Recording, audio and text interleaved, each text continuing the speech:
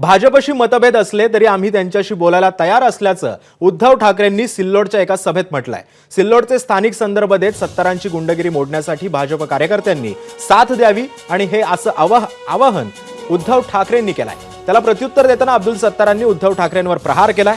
मला कुणीच गाडू शकत नाही असं म्हणताना खुर्ची गेल्यामुळे उद्धव ठाकरेंच्या डोक्यावर परिणाम झाल्याची टीका अब्दुल सत्तारांनी केली आहे।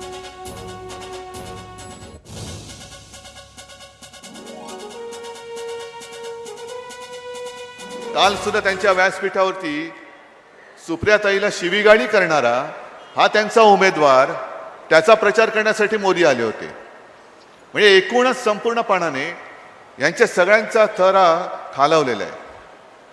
मी इथे भारतीय जनता पक्षाच्या कार्यकर्त्यांना खास करून आवाहन करतोय, म्हणजे विनंती करतोय, ठीक आहे तुमचं आमचं थोडंसं मतभेद असतील, त्याच्यासाठी सुद्धा माझ्याशी कोणी येऊन बोलायला तयार असेल तर मी त्यांच्याशी बोलायला तयार आहे।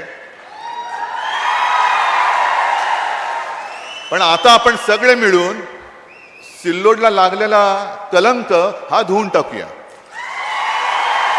ही संधी आहे, कारण आपली संस्कृती, आपले संस्कार वेगळे आहेत।